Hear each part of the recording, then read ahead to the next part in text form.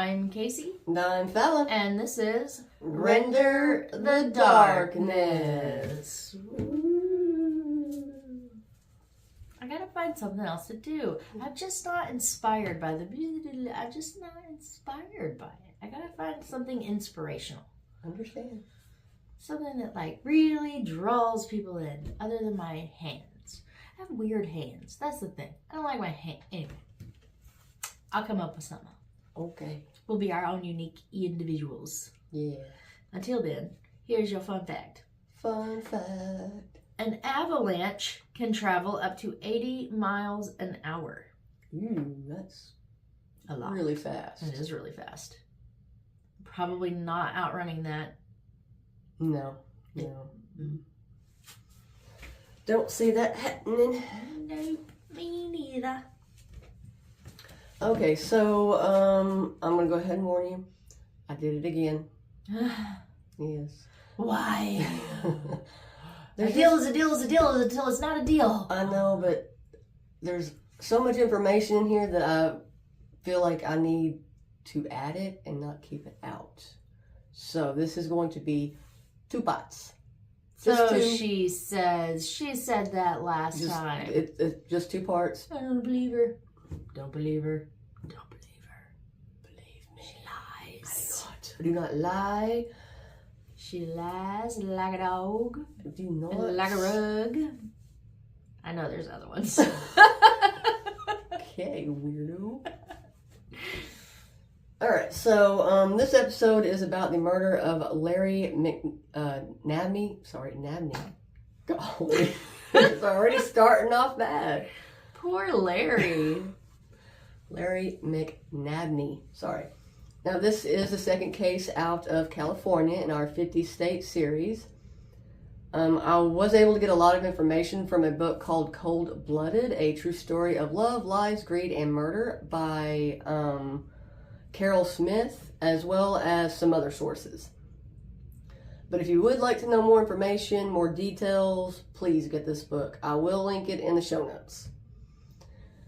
So, Larry was born on December 19th, 1948 to James and Marie Alice Williams.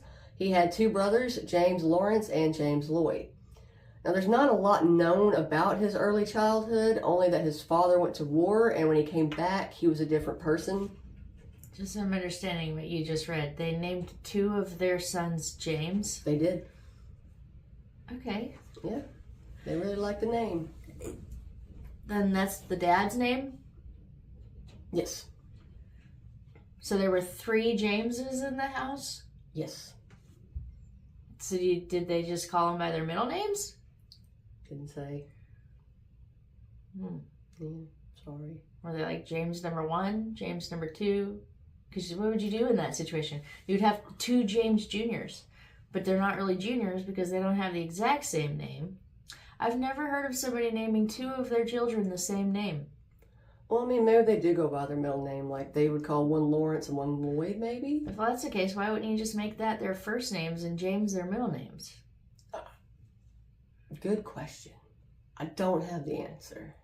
That's fascinating to me. I've never heard anybody do that. I've never heard anybody like, you know what? Name them all James. Except for Larry. Well, maybe that's what it, Poor little Larry. He had it rough right off the rip. He was the only not James in the house. No, his dad, whenever he come back from the war, he actually became an alcoholic. And on the outside, their life seemed to have been pretty good. But on the inside, he was very strict, difficult, and very intolerant with his wife and kids, which led to a very restrained relationship with their father. Now, Larry went to school at Mount Rose, and because his father made it apparent that they needed to be excellent in their academic and athletic performances, he felt that he had to live up to those standards to make his dad proud. Where's Mount Rose?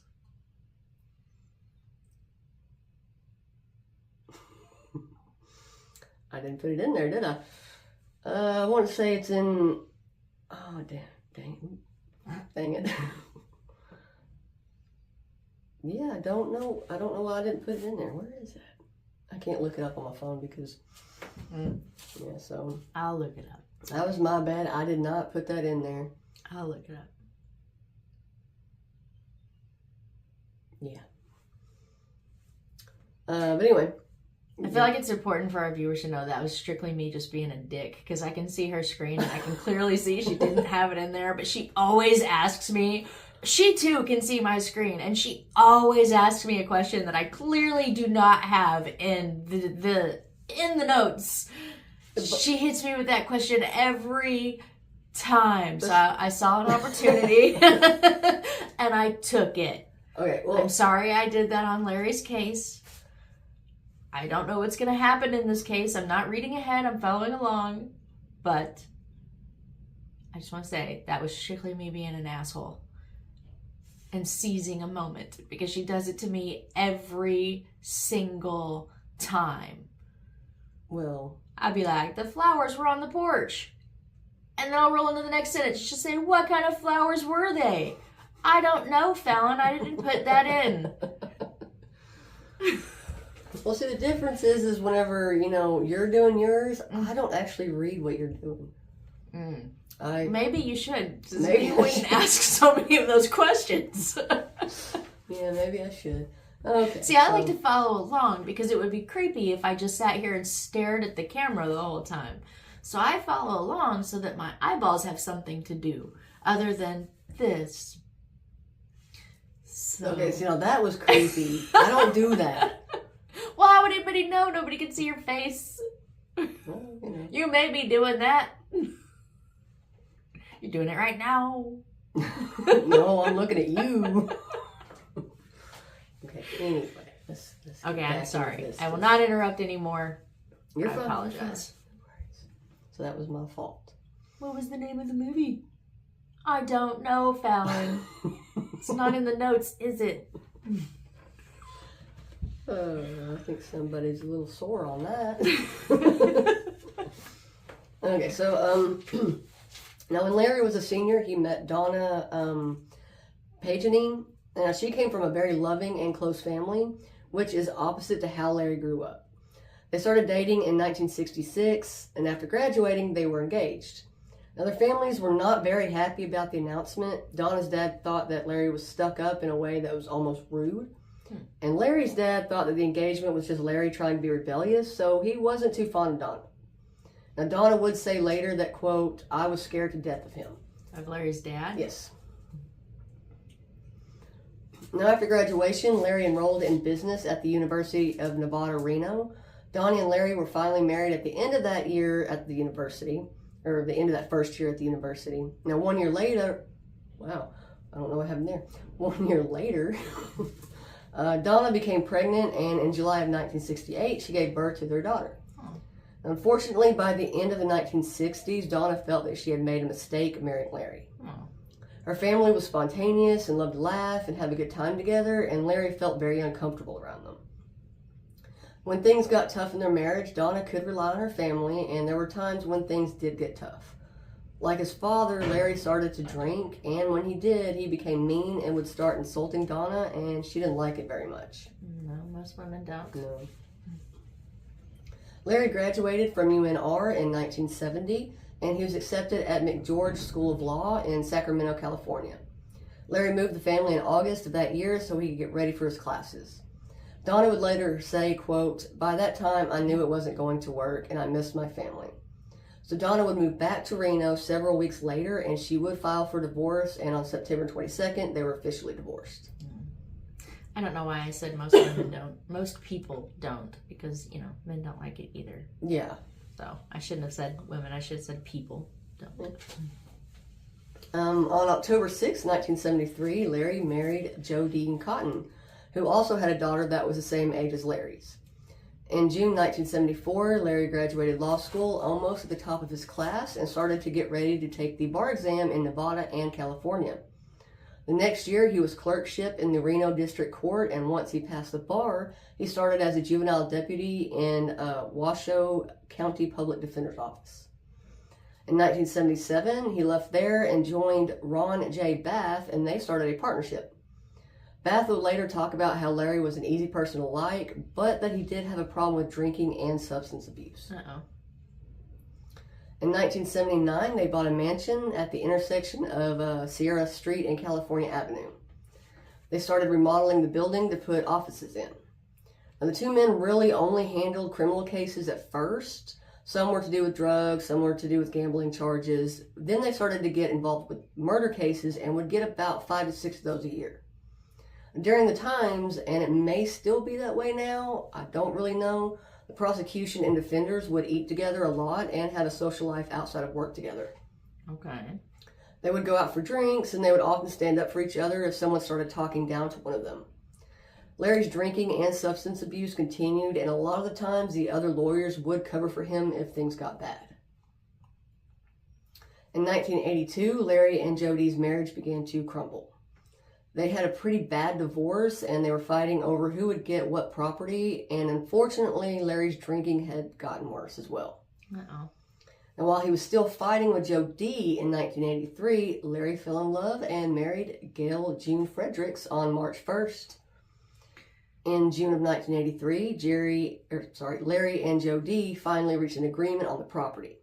Now, little did he know that 2,000 miles away, a young woman named Lauren Renee Sims would change everything in his life. So, let's talk a little bit about Lauren. She was born on January 20th, 1966, to Jesse and Jackie Sims in, hopefully I say this correctly, Attleboro, Bristol County, Massachusetts. Again, there really isn't much known about her early childhood, basically because her parents wanted it like that. What we do know is that her family moved to Brooksville, and her brothers opened a manufacturing company called Sims Machine and Controls. The business began to grow, and they became socially and politically distinguished throughout the community. The family soon moved into an upper middle class house northeast of Brooksville.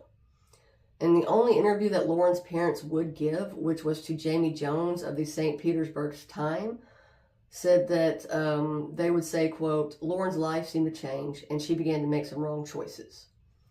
Now, Jones' explanation would suggest that some of those choices started when she was in high school at Hernando High, where she started to drink with some of the boys. She would spend weekends hanging out at Pine Island, which was a secluded area on the coast.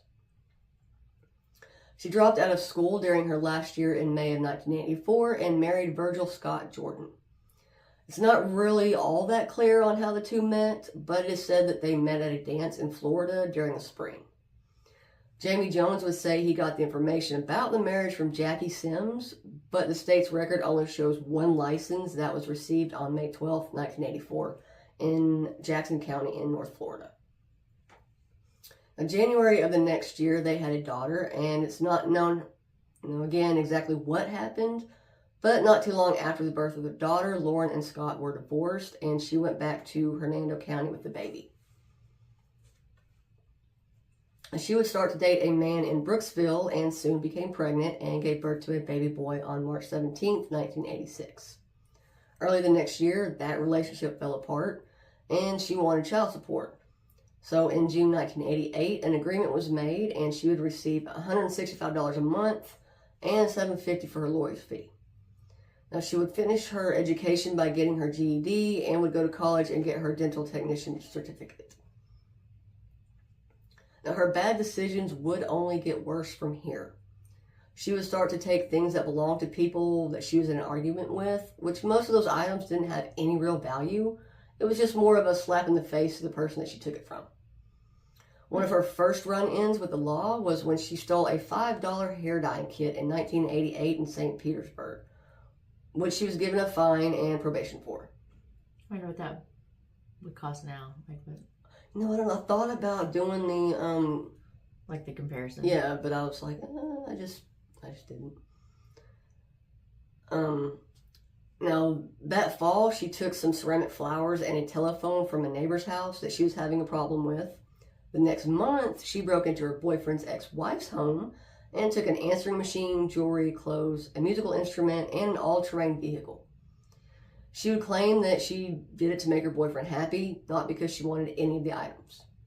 So she's a little bit of a klepto. Yes. Now, her boyfriend was banned from the property, so he convinced her to go and get the stuff for him. So she says. Yes. Now, she was arrested for the theft, and a lawyer hired by her family struck a deal with the Florida State Attorney's Office.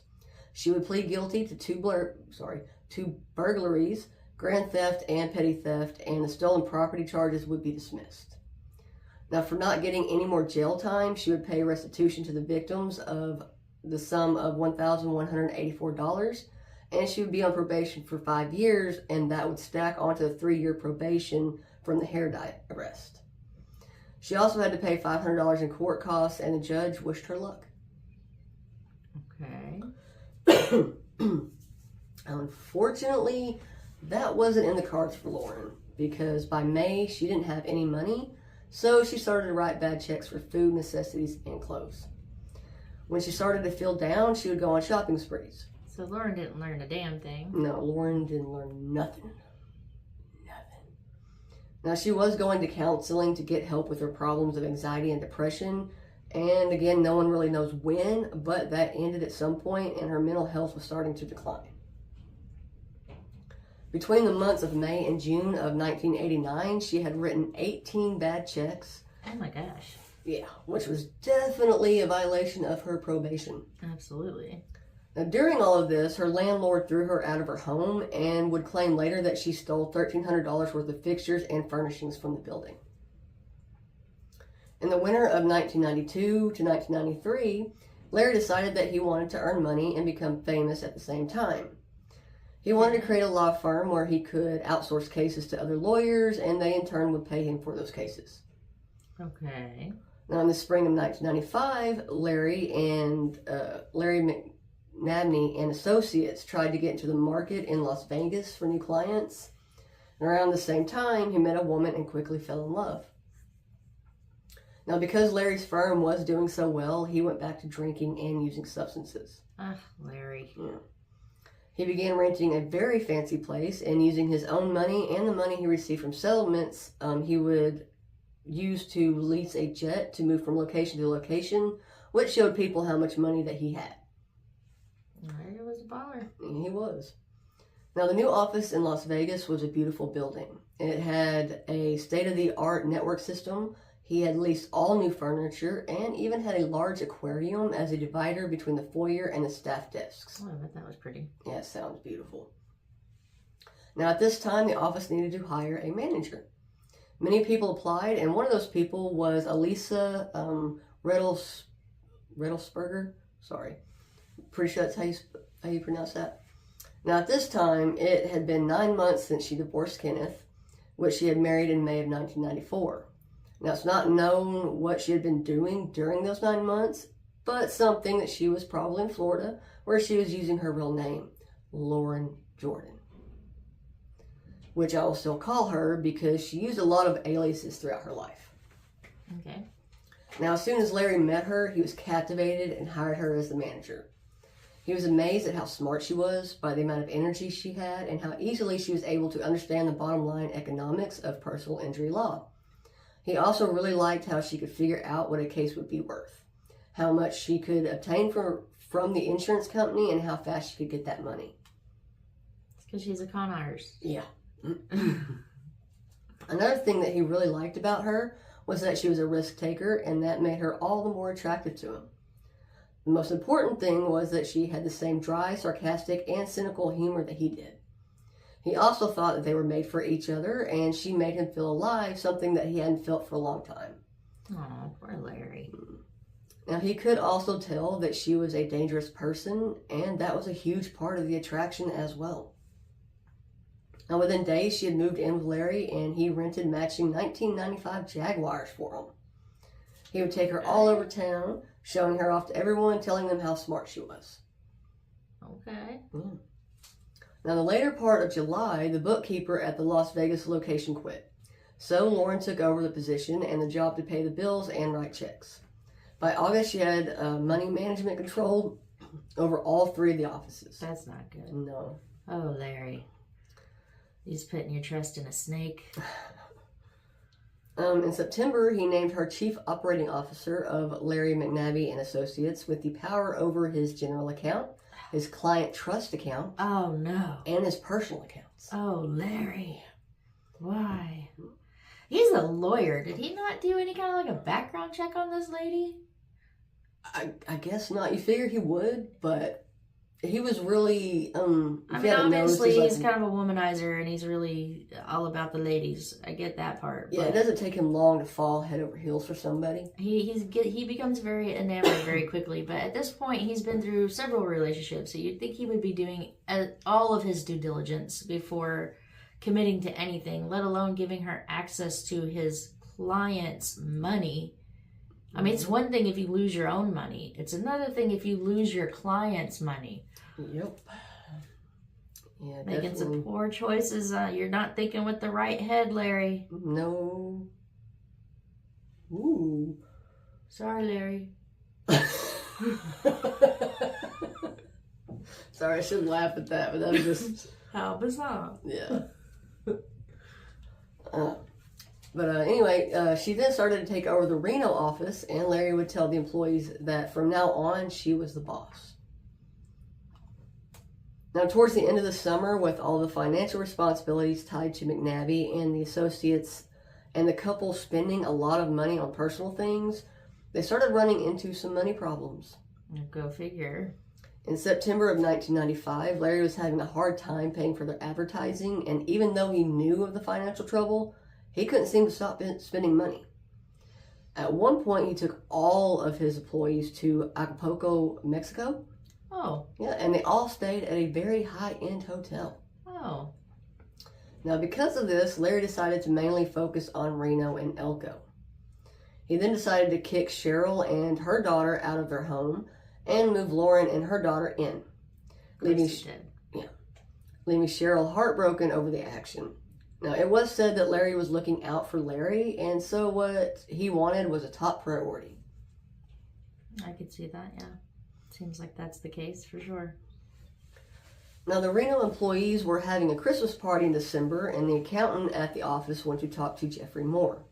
Now, she asked him how bad of a legal issue would it be if checks were bouncing that were being written from the client's trust accounts.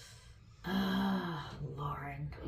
Now, he didn't have his license yet, but he would disclose that it would be a huge problem because that money was the client's money and no one should be using it unless to hand over settlements or reimbursing the firm with the client's consent, and that people could definitely go to jail over it. Uh-oh. You done messed up, Lauren. Now, Moore decided to look at the problem closer, and he noticed that Lauren had been using the client's trust account to purchase things that were not approved. One of the checks that bounced was written out for an American quarter horse. What? What's she buying a horse for? Now, he knew that her and her daughter loved horses. Oh, there you go. Yeah. Now, the question was whether he should tell Larry and how he would react to the news. Why is that a question? Tell Larry. Yeah, I guess he's just probably worried, that he might not believe him. You're a lawyer. Go get the evidence and take it to him and put it in front of him. Yeah. Now, that's all they know is paperwork and documentation. Right, yeah. Now, after a few days, Moore decided to call Pete Durney and let him know what he had found out on Sunday, December 17th. Now, he chose Pete because he was a close friend of Larry's. Now, Pete got a hold of Tom Brennan, who was another close friend of Larry's, and they went to the couple's home on that same day to tell him about the trust. Now, he couldn't believe that Lauren would do such a thing, but with two of his closest friends telling him that she did, he had no choice but to confront her in front of the men. At first, she got really angry with him for accusing her of such a thing. Of course. But she would eventually admit that she had been moving money around from accounts and turning it into cash, but she wasn't really sure how much it had been. Go figure. Yeah. Now, Lauren ended up leaving and went to stay at a friend's house for a while. Larry would tell Moore how much he appreciated him catching the problem, and Lauren would actually end up calling Moore and saying, quote, "Thanks a lot," with a pretty angry tone. Okay. So, not to make this too awfully long, this is where I'm going to leave you on part 1. So Larry makes bad decisions, and Lauren's a piece of crap. That's what we're ending with? Yeah, he definitely was made some bad decisions for sure. And yes, Lauren is just a terrible human being. Do you think he would make those same bad decisions if his name was James? Probably. I'm going to say probably. And I feel like I'm being insensitive at this point because so far we're getting into the story, but nothing has actually happened to Larry yet other than his poor decision making. Right. And I'm not, I don't know what's going to happen in part 2, but since it is titled The Murder of Larry McNabney, I'm going to assume he gets murdered at some point. So I just want to state for the record that if it seemed as though I was being insensitive in this case, it was not my intention to do so in any way whatsoever. Yeah. Also, I did not mean that all lawyers know is documentation. Obviously, that was just the way that I worded it. Lawyers know way more than I could ever know. Lawyers know a lot. Yeah, lawyers are genius people. I did not mean to say it the way that I said it. I didn't mean it the way that I said it. I just meant that's what they're the most familiar with. That's what they deal with the most. It's a common thing for them to do. Sure. That's all I meant. Yeah. Don't come at me. And I'm wondering if maybe all the bad decisions he's making with Lauren is maybe he's trying to seek some kind of validation, maybe. Maybe. But sorry if you hear that. There is the wind right now is insane.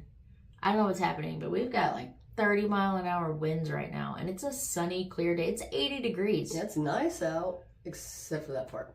But the wind is just going nuts out there.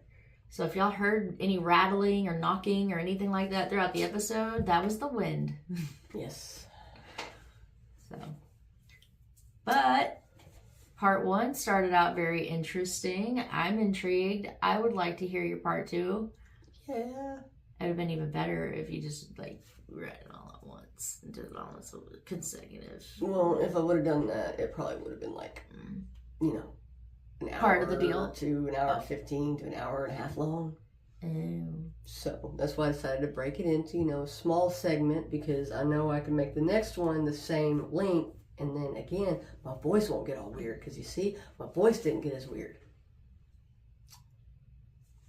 That's your opinion. Ow! I didn't smack. You're just being mean. Sisterly love. Yep, sisterly love. That's the best I've ever heard you sing. Good job. Well, thank you. You're welcome. And thank you guys for hanging out with us today. Sorry, I'm very tired, so I'm a little goofy on this one. I apologize for that, but I will not apologize for how much we appreciate you guys. Yes, very, very, very, very Endless much. appreciation to our listeners, to our followers. If you like what we're doing, as always, please subscribe if you haven't. YouTube channel, Render the Darkness Pod. Any other places that you get your podcasts, you can follow us on that, like it, share it, get the word out. Help us grow. Help us blossom. Blossom. Blossom. You just want me to get out of the whole shot. I'll just here you go. There we go. Don't worry. You can't do it alone. We're about to blossom. We want to grow together. Yes. Same to all the other creators out there. If you're listening, if you're watching, if you come across this episode by chance, we want to grow together. If you want somebody to help you, support you, help you grow, we're all about it. Send us your channel. We'll subscribe. Yep. Yeah. If anybody has any case recommendations for any other states besides California that you would like to hear, that's not too late, you can get them in. We'd be more than happy to hear it. We would love to do case recommendations for... It doesn't even have to be United States related. If you send it to us, we'll put it on a list and we will get it done. I promise. I have to sneak one in there and be like, from Australia. Bonus episode.